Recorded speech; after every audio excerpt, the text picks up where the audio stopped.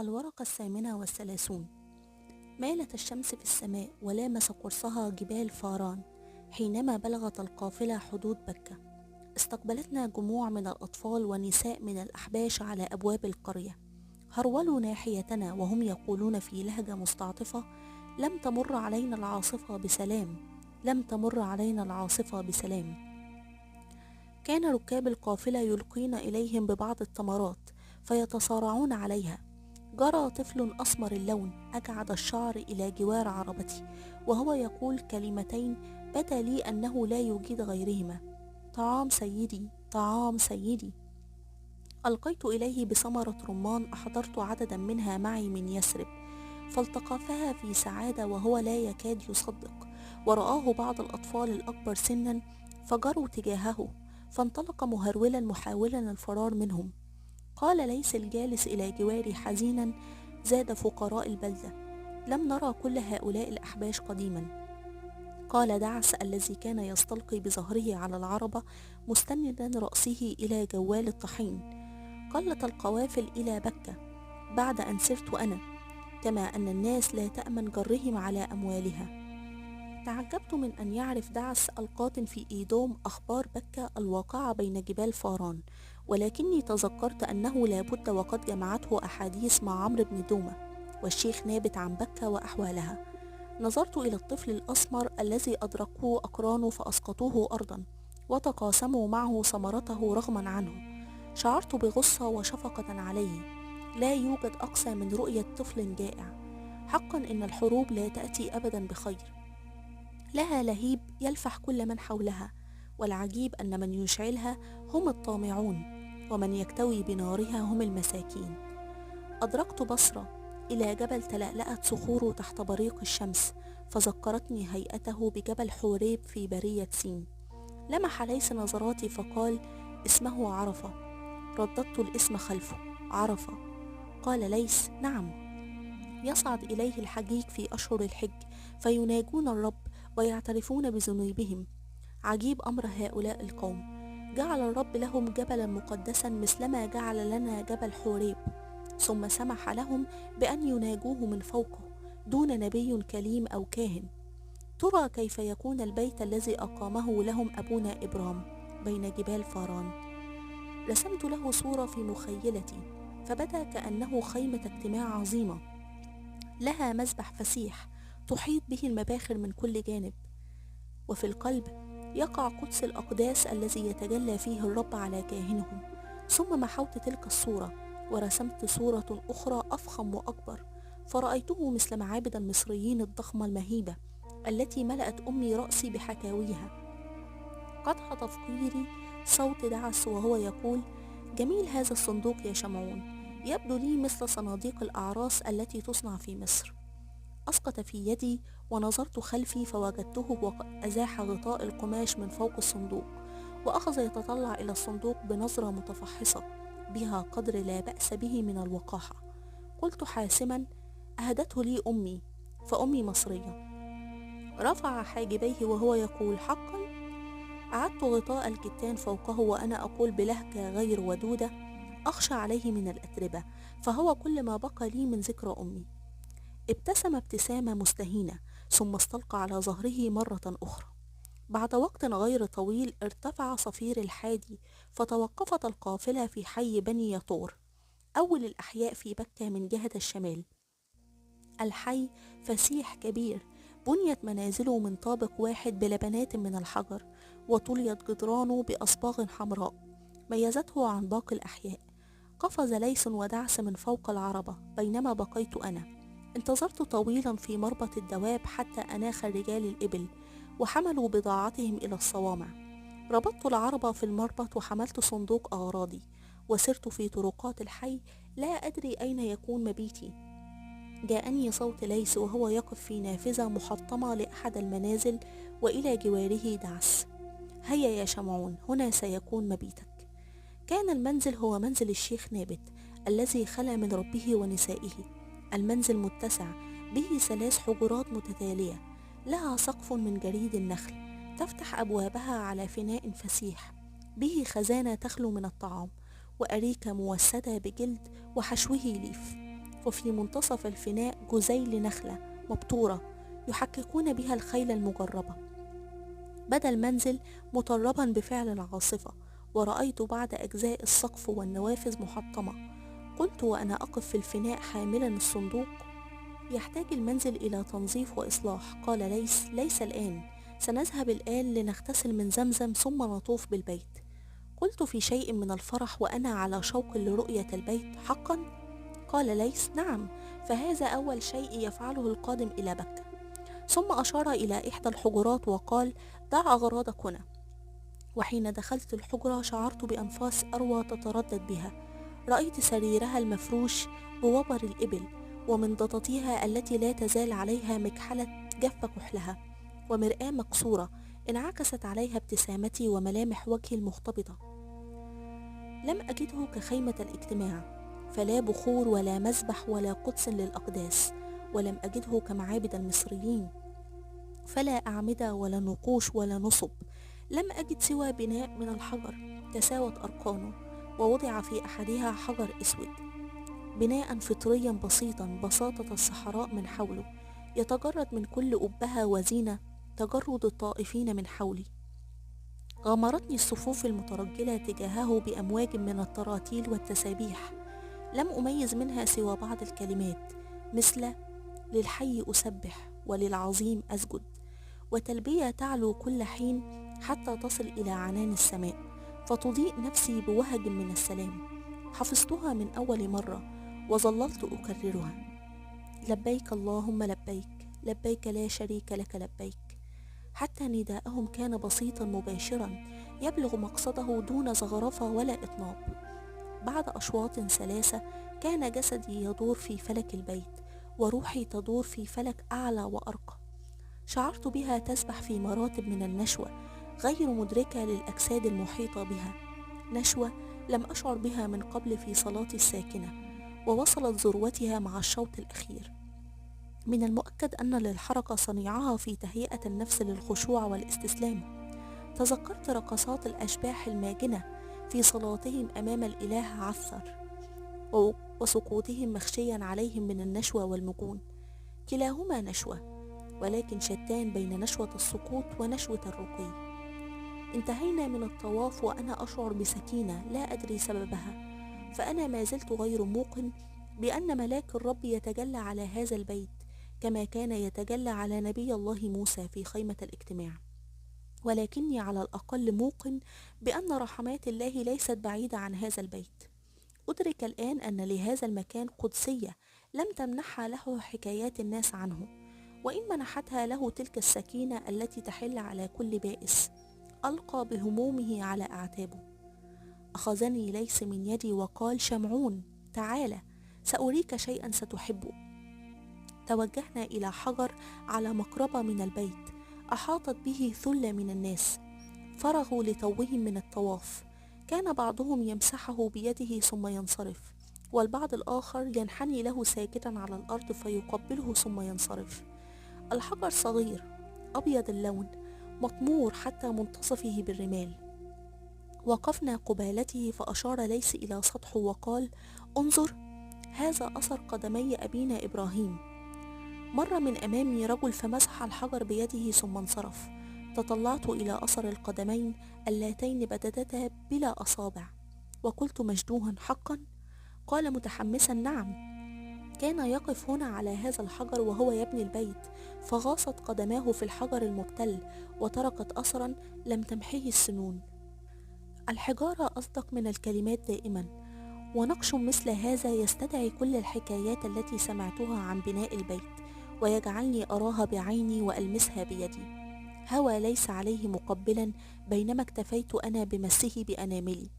تذكرت ما قاله شموع بن زكور عن قبر أبينا إبرام في الخليل، وعن بيته الذي دنسته الأوثان، وبالأخص تمثال عشتاروت العارية.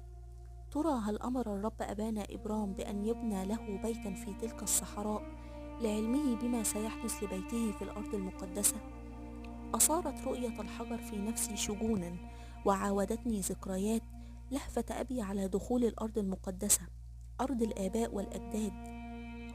وازددت حنقا على بني إسرائيل الذين تركوا قبر أبينا مدنسا بينما يقدس بنو إسماعيل أثرا لقدمه. حين تركنا مقام إبراهيم وجدنا الناس تتزاحم بالقرب من بئر زمزم.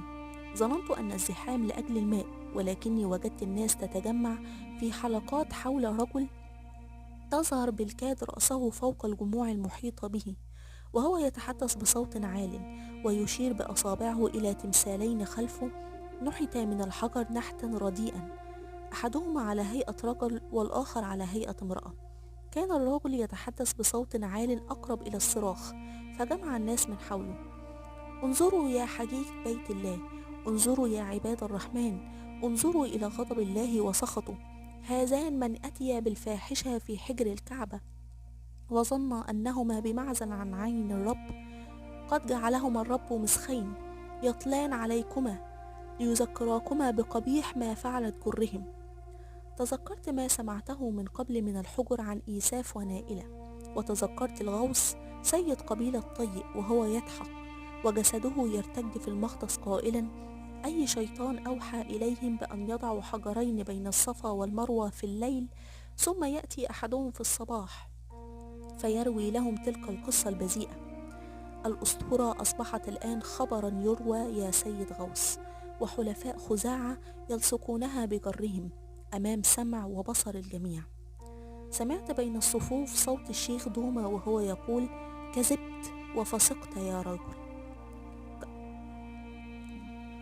كسر الناس الحلقة ثم أفسحوا طرفيها حتى أصبح الشيخ دومة في منتصفها مواجها الرجل الذي فوجئت به شابا في مقتبل العمر شديد العبوس. قال الشيخ دومة في غضب عارم: شعرت أن عاقبتي قد تكون غير محمودة. ما كان لسندة البيت أن يأتوا بقبيح في بيت الله الحرام. تجمع حول الشاب بعض رفاقه الذين لا يلقون عبوسا عنه، ووقفوا إلى جانبه وكأنهم يظهرون الدعم له. تردد الشاب قليلا أمام غضبة الشيخ دومة قبل أن يقول: من أنت أيها الغريب، وكيف تحكم بما لم ترى؟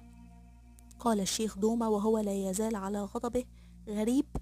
أنا دومة بن عابر سيد قبيلة يطور بن قيدار بن إسماعيل، فمن أنت يا وليد الأمس؟ ارتبك الشاب، خصوصا بعد أن علت همهمات ساخرة بين رجال قبيلة الشيخ عابر، فقال وهو يزيد من عبوس وجهه كي يخفي ارتباكه: أنا إياد بن المنذر من بني تيماء. تذكرت أن قبيلة تيماء من بني إسماعيل، وأن الشيخ آواس قد ذكر أن بعض قبائل بني إسماعيل قد أصبحت تدعم خزاعة. فقال الشيخ دومة: من تيماء؟ ولا تخجل من أن تقدح في أخوالك. قال الشاب في عنف: وأقدح في آبائي وأجدادي إذا أتوا بما يخالف شرع الرب. ثم قال متجاوزا الأدب مع الشيخ دومة: اسمع يا شيخ بني يطور، لن نبرح البيت حتى نذكر القاصي والداني بما فعلته جرهم بشريعة الرب، ولم يمنعنا مانع من أن نزيل عن هذا البيت ما وقع به من دنس. قال الشيخ دومة في عنف مضاد: إن كان هناك من دنس فهما هذان النصبان اللذان ينضحان بهتانا وإفكا. قال الشاب في إياد في ذهول: أتسب آية الرب وتصفها بالدنس؟ انحنى الشيخ دومة والتقط حجرا من الأرض ثم قذفه تجاه التمثالين، ثم قال وقد أذهب الغضب عقله: بل أرجم آية الشيطان أيها اللعين. بهت الناس وتراجعوا مذهولين وكأنما توقعوا أن تسقط عليهم صاعقة من السماء، وانتفخت سواعد الشاب وكأنما راودته نفسه على الانقضاض على الشيخ دومة، لولا أن أمسك بعضده زملائه. والتقطت نظرات الشاب ترى الدنيا من خلال ثقب ضيق في ثوب أسود مع نظرات شيخ يرى الدنيا بعين الغضب. ثم رفع الشاب سبابته وقال وجسده ينتفض غضبا: ستندم أيها الشيخ، ستندم على نصرة من دنس بيت الله الحرام، وإن غدا لناظره قريب. ثم انصرف مع زملائه تاركا في نفسي سؤالا: لماذا يكون دائما يومنا الأول في أي مدينة هو الأسوأ على الإطلاق؟ وعدنا أنا وليس إلى المنزل، بينما ذهب الشيخ دومة مع بعض الكراهمة لمقابلة عمرو بن الحارث الجرهمي في سقيفته، وحين وصلنا إلى المنزل لم نجد فيه دعس، ولكني رأيت جرة زرقاء من الجرار الإيدومية مكسورة ومحطمة على عتبة الباب. أزاح ليس حطام الجرة بقدمه دون أن يعيرها اهتماما، ولكنني وقفت أمامها لبرهة أتأملها. أثار حطام الجرة في نفسي ظنونا ورفع بعضها إلى درجة المخاوف. جريت إلى غرفتي في سرعة وفتحت بابها. توجهت إلى الصندوق وانحنيت أفتحه. كان كل شيء على ما يرام. أغلقت الصندوق وجلست على الفراش وأنا أتنهد. شعرت بلوم على سوء ظني، ولكن هاجزا صلى ينخسني بأننا نأوي ذنبا في دارنا. الورقة 39. الأيام التالية كانت هادئة. افترشنا الأرض ووضعنا بضاعتنا في مكان لا يبعد كثيرا عن موضع أحداث اليوم الأول. في مواجهتنا نرى البيت الذي لا ينقطع عنه الطائفون والعاكفون، وإلى اليسار نرى تمثالي إيساف ونائلة اللذين لا ينقطع عنهما الزائرون أيضا. الناس تنتهي من طوافها ثم تذهب لرؤية آية الرب التي حلت عقابا على المخطئين. السوق في بكة هي المنتهى التي تجمع الجميع. الغريب عن المكان يدرك مع اللحظة الأولى أنه لولا البيت لما كانت بكة. لا شيء يغري في هذا الوادي المقفر. لابد وأن أبانا إبرام قد تعجب من اختيار الرب لهذا المكان الموحش المحاط بالجبال كي يبني فيه بيته. أشعر الآن بأن هذا البيت هو خبيئة الرب التي أمر نبيه بإخفائها في عمق الصحراء بعيدا عن أعمق أعين الممالك، حتى إذا تدنست بيوته الأخرى وجد المؤمنون لهم بيتا يعبدونه فيه. السوق هنا تختلف عن سوق بصرة. لا حوانيت من الحجر ولا صوامع ضخمة، وإنما خيام تنصب وأمامها تفرش البضائع، وتخلفت أحجام الخيام بحجم ثراء صاحب البضاعة. خيمة عمرو بن الحارث الجرهمي لم تكن بعيدة عنا. الخيمة كبيرة بديعة كمنزل أقيم من القماش. أمامها فرشت بضاعته التي يقوم ببيعها، أقاربه وأبناء عمومته.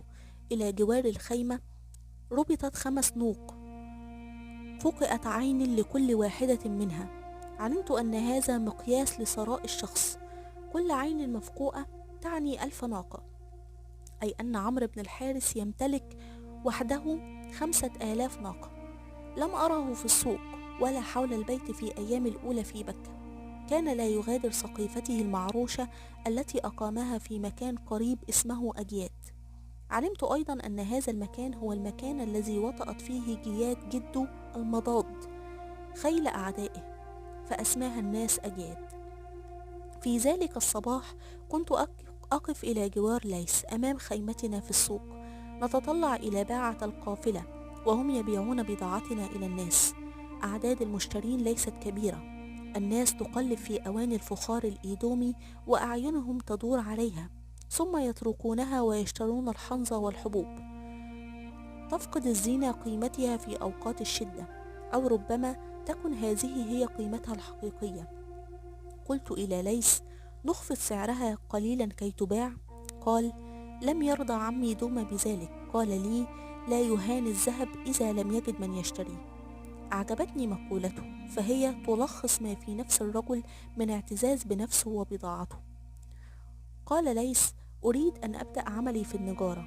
من أين لي بالأخشاب؟ فكر قليلا ثم قال: الأخشاب يأتون بها من شعاب بكة ومن أحراش تنمو على مجرى الوادي.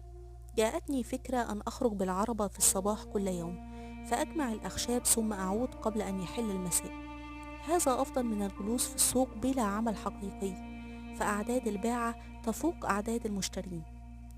بعد الظهيرة عرقت إلى منزل الشيخ عابر كي أستأذنه في أن أبدأ عملي منفردا، ولعلي أتخذها ذريعة كي أراه، فقد كان الشيخ عابر يلزم بيته أغلب الأوقات، وكأنما أراد أن يعتزل الجدل الدائر بين الناس في أمر خزاعة وجرهم.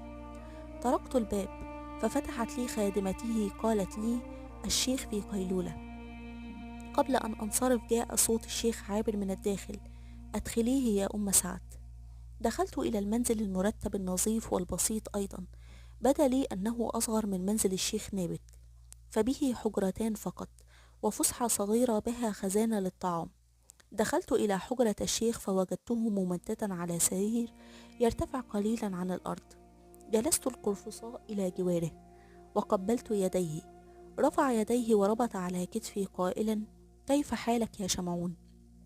قلت ممتنا: بخير حال طالما إلى جوارك يا شيخ الحبيب. ارتسمت ابتسامة على وجهه الذي بدا لي أكثر نحولا عن ذي قبل، فأعادت إليه ضياء غاب عنه منذ مات ولده الشيخ نابت. ثم قال لي: هل تعجبك بكة أم لا يزال قلبك معلقا بالأرض المقدسة؟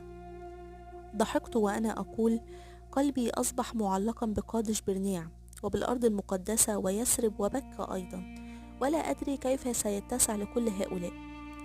قال وقد زادت ابتسامته: ذلك قلب المؤمن، لا تسعه أرض ويسع الدنيا بحالها. استأذنته في العمل بالنجارة كما عزمت، وأن أبني لنفسي بيتا منفردا في أطراف بكة، فأذن لي بالأولى، ولكنه تردد في الثانية قائلا: كن بيننا في الحي، ذلك أفضل في الأيام القادمة. ترددت قليلا قبل أن أميل على أذني وأهمس له بشقوقي حول دعس. بدا على وجهه عدم التصديق، ولربما ظن أن احتفاظي بالذهب سيجعلني أتشكك في من حولي، فقال بصوت خفيض: إن شئت أحضرت الصندوق إلى هنا. قلت متحيرا: فكرت في هذا الأمر أيضا، ولكني أخشى أن أثير شكوكه نحو الصندوق. صمت قليلا ثم تنهد قائلا: أراك تثقل على نفسك وعلى الرجل بظنونك يا شمعون، ما رأينا منه إلا إخلاصا وودا تجاه ولدنا نابت. وحين ذكر اسم ولده رأيت الدموع تطفو إلى مقلتيه، فآثرت ألا أنبش بكلماتي أحزانه، وقلت مغيرا مجرى الحديث: أتدري يا شيخ عابر، تحدثني نفسي بأن أخرج بليل فآخذ دقماقي وإزميلي وأنسف رأسي إيساف ونائلة. ابتسم وقال: حتى أنت تصدق ما يقولون؟ قلت وأنا أهز رأسي نفيا: كلا، ولكني أكره قبح التمثالين. كانت أمي تحدثني عن هيبة تماثيل المصريين وجمالها، ورأيت براعة زوج عمتي الشامري في النحت، ولكن هذا القبح المجاور للبيت يزيل عن النفس كل صفاء بعد الطواف، مما يزيد من قبحهما. تلك الروايات التي يتداولها أنصار خزاعة تحت أقدام التماثيل. هز رأسه تأسفا فتابعت: أتدري يا شيخ عابر أن أعداد الناس حول التمثالين تفوق أعداد الطائفين أحيانا، وأكاد أقسم أنني أرى في عيونهم رهبة وخوفا أمام التمثالين أكبر من تلك التي أراها على وجوههم أثناء الطواف.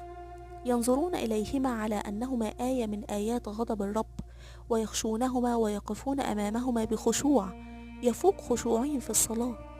قال في أسف: شجرة الإفك تترعرع حتى تسقى بماء الكذب، ويمد الشيطان في ظلها.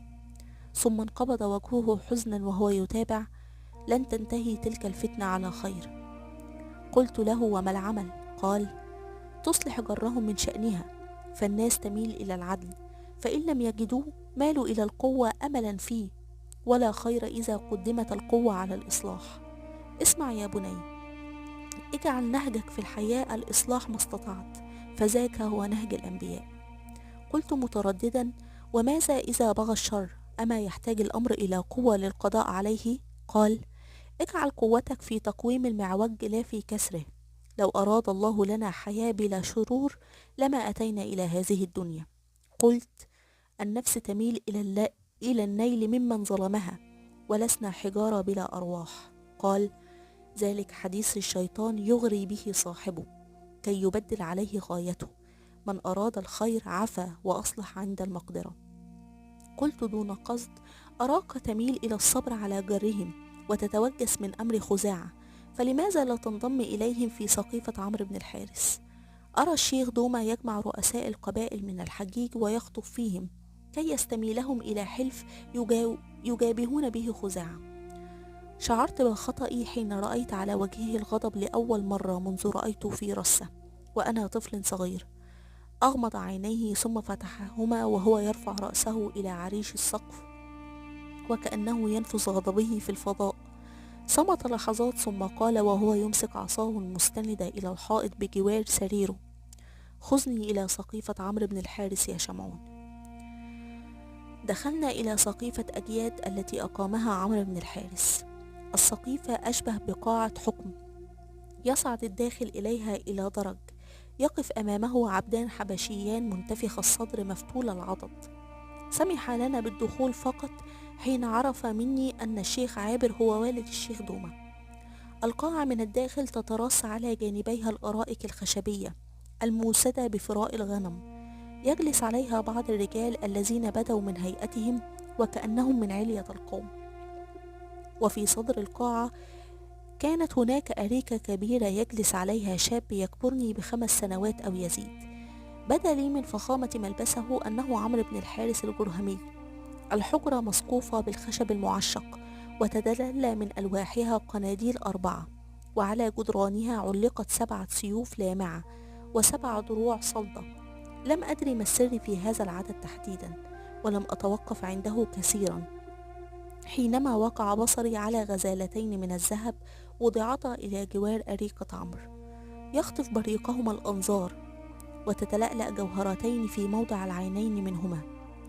سكت الجميع لدخول الشيخ عابر، وقام دوما من مجلسه فقبل يد أبيه وأجلسه على الأريكة مكانه، بينما وقفت أنا إلى جوار الباب، فلم يدعني أحد للدخول.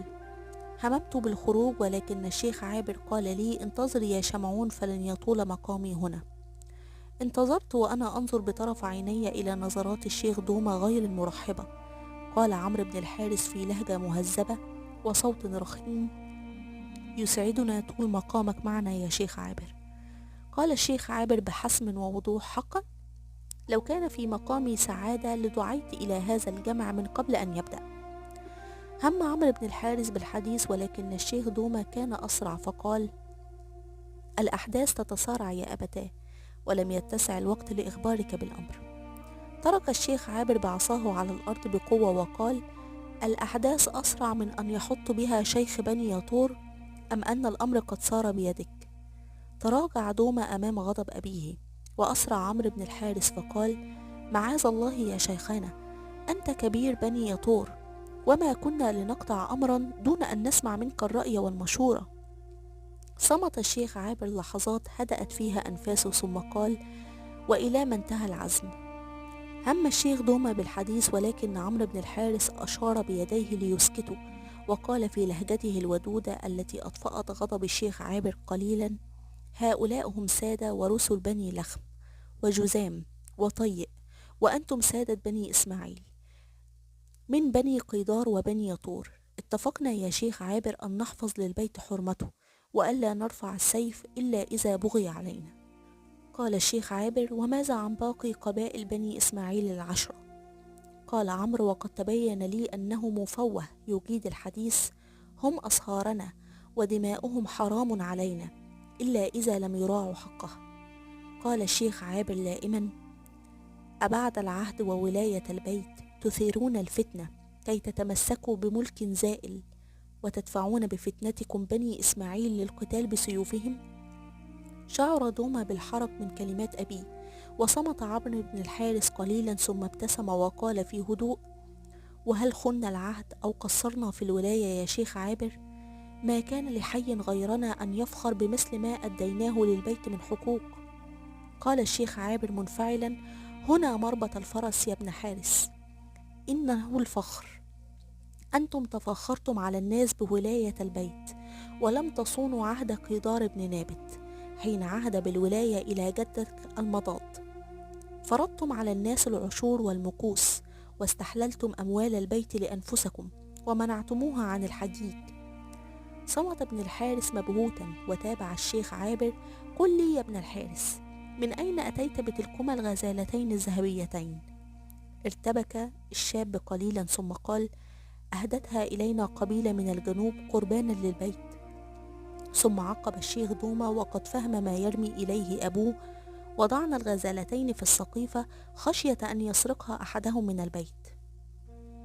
هز الشيخ رأسه أسفا وبأسا وقال: وما حاجة بيت الرب للذهب والفضة، ومن حوله يطوف الحجيج جوعى ومرضى، أطعموا هؤلاء فهم زينة البيت بحق.